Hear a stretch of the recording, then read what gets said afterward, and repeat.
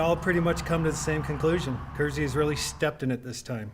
We're in deep doo-doo. Kersey's town leaders got an earful last week. Whoever made up that $340 law needs to go. A vent session about this photo radar trailer on County Road 49. When you say you're going to install something, it's installed that day, right? And questions about how anyone knew it was coming. Have you thought about what it would have been like if we just issued warnings for 30 days? Kersey Police Chief Jonathan Lange will tell you there was warning. So when the ordinance was adopted on March 11 of 2025, that's when our warning period started. There has to be, according to state law, for the first 30 days after the system is installed or deployed, only warnings may be issued. The point was that you then make people aware so that they slow down because it's supposed to be about safety. Hazel Gibson helped write that state law. We're also making sure that this isn't about revenue. So the first offense is only a warning. As chief of staff for the late state Senator Faith Winter. This bill started in her office. She says the whole thought process behind a warning period was quite simply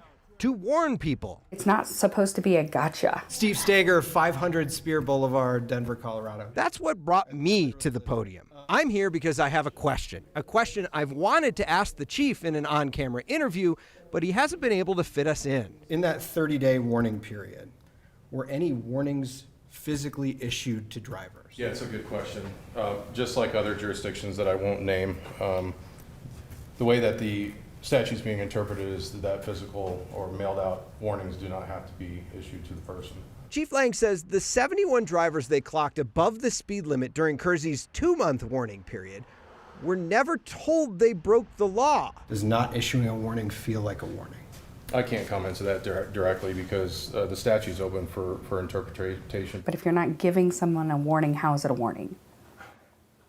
I just don't understand that. Like a warning is, hey, you've done this thing. You're not supposed to be doing it. Don't do it again. That's a warning. Chief Lange points to the language of the law, which says only warnings may be issued. It's the way that law enforcement agencies are interpreting the statute. And insisted Kersey wasn't alone. I would recommend reaching out to the individual departments. So we did, and found a lot of towns and cities that have been issuing warnings during their warning period.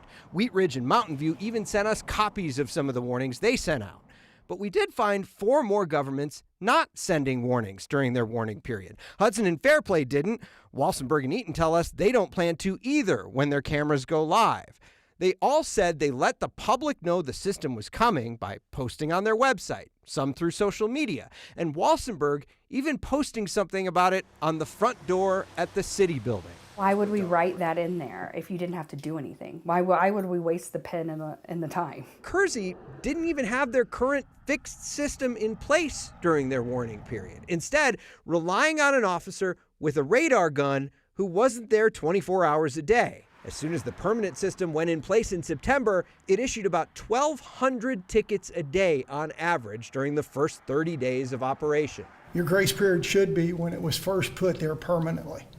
All those citations, all those warnings should be null and void. Gibson says this seems to be a warning that the law could use an upgrade. It tells me that we have some work to do in this next legislative session to clarify what the intent of the bill was and how these local municipalities can actually abide by it. Our analysis found the second month that camera trailer was out there. So the second 30 days after the first 30, the average number of tickets was cut in half. The chief now says the trailer is writing fewer than 400 tickets a day, which he says means people are slowing down. And he says that's the goal of all of this. He told me behind the scenes, he would like to see the legislature offer some more clarity for jurisdictions who are using this law. Admittedly, there was apparently a lack of clarity in the part of the law that says anyone going 25 or over, none of this applies. Mm-hmm. Now there's a lack of clarity with the warning system. If the intent was to actually write people warnings, they're not getting them. So maybe like after the word warning, if in the law, if they wrote like for real. Then that could help clarify that. That could work. And you can't help but look at the numbers and wonder, Kersey used a different system in the beginning. It was a guy out shooting a LiDAR gun and hitting cars as they were going by. Then they put the trailer out there and they write tickets for those first 30 days, and then you see that trend line just go down afterwards. So it's like when people start getting their tickets, they start slowing down. Well, that part makes sense. Would they have slowed down with a warning? Perhaps. I don't know, these fake warnings, it just feels unfortunate because it just feeds into what a lot of the public already thinks, that it's just a trap to make money. It's not really about slowing down drivers and protecting folks. It's just a way to make money. And that's what Gibson said was the purpose of all these guardrails that they put in the law, right? They wanted to make sure that this was just for safety. The idea is that if you get a warning, you know you're supposed to slow down, right? It's not a chance to make money on somebody who's speeding. Eaton, Walsenburg, consider yourself warned. We'll see. I guess. Steve, thank you.